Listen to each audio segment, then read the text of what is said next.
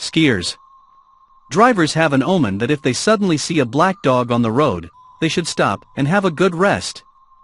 It's like a last warning. If you don't stop, you are in trouble.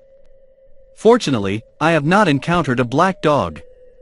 And thank God for that. But I was lucky enough to see something more interesting. I worked as a truck driver at one time.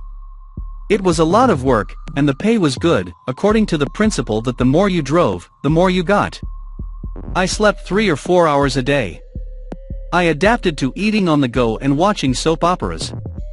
I smoked a lot and drank at least 8 cups of hot coffee, which I constantly carried with me in a thermos. My friends and family began to tell me that my face was swollen like an incurable alcoholic, that I looked worse than any kind of drug, that I could do zombie movies without makeup. But I didn't listen to anyone. I was so used to overwork that I just didn't feel it. I was making more money than the other drivers, and my brain was happily counting the money that was piling up because I didn't have time to spend it. That day I felt a very unpleasant weakness. Not like I usually do. So I decided this. Today I would still go on a trip, and tomorrow I would definitely take the day off. The one-way trip was very hard for me. And I had to go back. So I hit the road. The time was approaching 7 p.m., and the paved road was floating in front of me.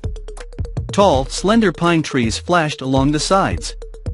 And at some point I felt that fatigue had unhooked itself from me. It felt very good in my soul, and good thoughts came into my head. I thought that I would definitely take a walk around the city tomorrow and visit my cousin. She's the same age as me, and we always have a great time. I remembered that the last time I had been there, I had managed to sleep with her classmate, who happened to be visiting. How drunk I'd been then. I felt red paint spill all over my face and turned my attention to the skiers wearing reflective jackets.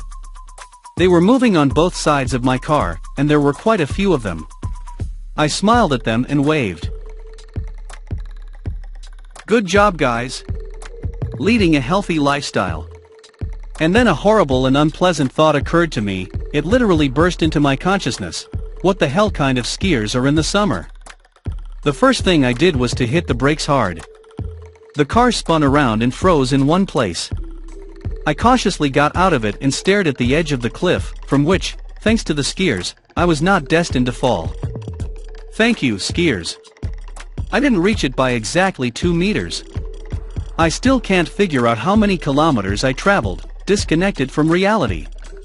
I remember that after I came to my senses and looked around, I saw no paved road, no tall pines, and no skiers, of course.